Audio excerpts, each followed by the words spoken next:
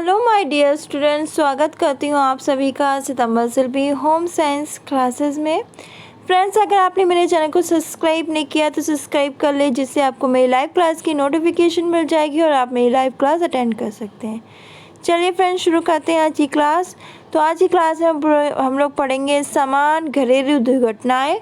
दुर्घटनाओं का क्या कारण क्या है, समान दुर्घटनाओं से बचाव क्या है।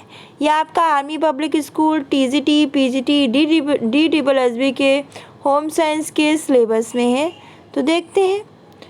तो आप ही देखते हो कि हमारे आसपास घर में रोज़ प्रतिदिन प्रतिदिन क्या होती है, जीवन में कोई ना कोई दुर्घटनाएं होती रहती हैं। यानी हम अपने आसपास देख सकते हैं, घर में प्रतिदिन देख सकते हैं कि जीवन में कोई ना कोई दुर्घटना होती रहती है। इस प्रकार की दुर्घटना को हम समान घरेलू दुर्घटना कहते हैं। इन दुर्घटनाओं के कई कारण होते हैं।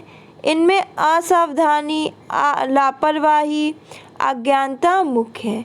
तो इन दुर्घटनाओं में जो मेन है वो है असावधानी, लापरवाही, अज्ञानता। आधुनिक युग में जीवन की रफ्तार बहुत तेज है, मतलब बहुत ज़्यादा तेज है। प्रतिदिन के जीवन में हर व्यक्ति भागता दौड़ता नजर आ रहा है। कभी कभी शीघ्रता से किया गया कार्य का कारण बन जाता है। कभी क्या होता है, बहुत जल्दी हम काम कर रहे हैं तो ये दुर्घटना का कारण बन जाता है, क्योंकि इस समय हम सावधानी के नियमों का पालन नहीं कर रहे हैं। हड़बड़ाहट में, जल्दीबाजी में हम काम कर रहे हैं तो वो दुर्घटना का कारण बन गया।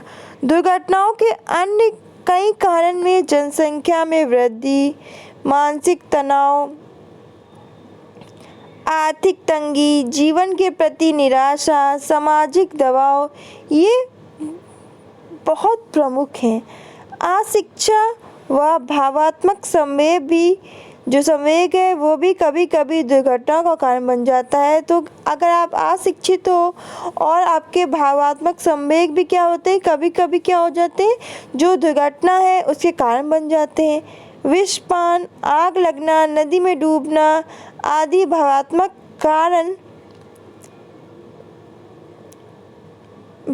कारण से होते हैं। कभी कभी क्या होता है कि भावात्मक कारण से विषपान हो जाता है, आग लग जाती, नदी में डूबना, ये सब किसके कारण, भावात्मक कारण। कभी कभी आसपास की गंदगी से कीड़े मकोड़े उत्पन्न हो जाते हैं, जिससे दुर्घटना हो सकती है। जहाँ तक हो सके दुर्घटनाओं से बचाव के उपाय सदैव ही करने चाहिए, परंतु यदि फिर भी दुर्घटना घट जाए तो उसका धैर्य से सामना करना चाहिए, साथ ही उपचार करना चाहिए। दुर्घटनाओं के कारण क्या है, तो दुर्घटना के कारण जो है वो है अशिक्षा के कारण दुर्घटना होती है। अशिक्षित व्यक्ति किसी कार्य को उचित ढंग से नहीं कर पाता और उसके साथ हर समय कोई ना कोई क्या होती है, दुर्घटना की संभावना बनी रहती है। भोजन बनाते समय जल जाना, ट्रैफिक नियमों का ज्ञान ना होना, सड़क पे वाहनों से टकरा जाना, ये सब किसके परिणाम है, अशिक्षा के। अशिक्षा अज्ञानता की जननी है। एक शिक्षित व्यक्ति समान नियमों से परिचित रहता है, साथ ही क्या होता है, जो प्रत्येक उपकरणों के प्रयोग करने की समुचित जानकारी के कारण दुर्घटनाओं से बचा रहता है। असावधानी, कुछ व्यक्ति ऐसे हैं जो शिक्षित भी हैं, बुद्धिमान भी हैं, लेकिन कार्य इतनी जल्दी में करते हैं। कुछ लोग नहीं, हड़बड़ाहट में कार्य करते हैं, तो कार्य करने में, सड़क पे चलने, वाहन आदि में ऐसी असावधानी बरतते हैं कि प्रायः वो क्या हो जाते हैं, दुर्घटनाग्रस्त हो जाते हैं। मनोवैज्ञानिक कारण, मानसिक तनाव, किसी पर क्रोधित हो जाना, जीवन से निराशा होना, ये सब किसके कारण, ये सब मनोवैज्ञानिक कारण व्यक्ति क्या, ये सब दुर्घटनाएं हो जाती हैं।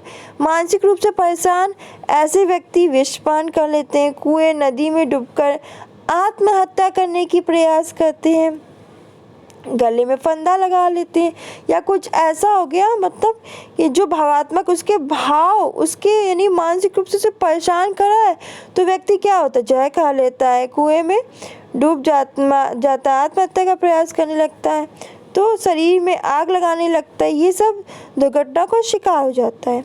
सामाजिक कारण, तो समाज में विभिन्न प्रकार के उत्सव, मेलों, विवाह, शादियों का आयोजन होते रहते हैं।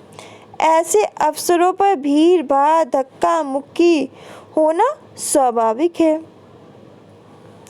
जिससे दम घुटना, किसी को चोट लगना, इन सब की संभावना हो सकती है। समान दुर्घटनाओं से बचाव,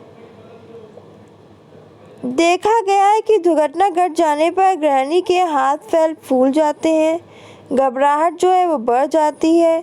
दुर्घटना से बचाव के लिए धीरज रख के हमें कुछ उपाय करना चाहिए। सबसे पहले दुर्घटना के कारणों को जानकर तुरंत उसका उपाय करना चाहिए, ताकि दुर्घटना की गंभीरता और अधिक ना हो। दुर्घटना के बाद हमें कुछ उपचार करने चाहिए। वो क्या है? वो है कि शरीर से होने वाले रक्त स्राव को रोकना चाहिए। अधिक रक्तस्राव से यानी अधिक रक्त बहेगा तो मृत्यु का डर रहेगा। कोई व्यक्ति यदि पानी में डूब गया हो तो फेफड़ों से तुरंत पानी निकालना चाहिए। अगर ये कोई व्यक्ति है फेफड़ों मतलब पानी में डूब गया है तो उसके फेफड़ों से तुरंत पानी निकालना चाहिए। सांस लेने में तकलीफ होने पर कृत्रिम श्वास देनी चाहिए। विष पी लेने पर विष निकालने का प्रबंध करना चाहिए। विषैले जंतु के काटने पर शरीर में विष न फैलने का प्रबंध करना चाहिए। दुर्घटना के बाद चिकित्सक को बुलाना चाहिए, ये बहुत ज़रूरी होता है, ताकि दुर्घटना से जो उत्पन्न परिणाम का जो दुर्घटना है उससे जो उत्पन्न परिणाम है उसका उपचार हो सके। दुर्घटना के कारणों की जानकारी लेनी चाहिए, उसे दूर करने के उपाय करने चाहिए ताकि भविष्य में दुर्घटना ना घटे। तो फ्रेंड्स, ये थे आज की क्लास में उन्होंने जाना कि समान दुर्घटनाएं क्या होती हैं, दुर्घटना के कारण क्या होते हैं, समान दुर्घटनाओं से बचाव क्या होते हैं, इनको जाना। इसके बाद जो नेक्स्ट क्लास आएगी तो हम लोग एक एक करके जो समान दुर्घटनाएं हैं उनको जानेंगे। जो आपकी नॉर्मल दुर्घटनाएं वो कौन कौन सी हैं, सबको अच्छी तरह करेंगे, क्योंकि ये आप देख लेना आपके टीजीटी के यूपी टीजीटी के सिलेबस में है और आपका डीटीपीएसबी के सिलेबस में, आर्मी पब्लिक स्कूल के सिलेबस में है, तो इसको कंप्लीट करेंगे। तो आज जो हम लोगों ने जाना तो ये टॉपिक इसी के साथ आज फिनिश हो जाता है। मिलते हैं नेक्स्ट वीडियो में नेक्स्ट टॉपिक के साथ नए क्लास में, तो उसको कंप्लीट करेंगे। वीडियो को लाइक नहीं किया, शेयर नहीं किया, कमेंट नहीं किया तो जरूर कर लीजिए, जिससे आपको मेरी लाइव क्लास की नोटिफिकेशन मिलती रहेगी और आप मेरी लाइव क्लास अटेंड करते रहेंगे। तो फ्रेंड्स, आज के लिए बस इतना ही। मिलते हैं नेक्स्ट वीडियो में, तब तक के लिए धन्यवाद।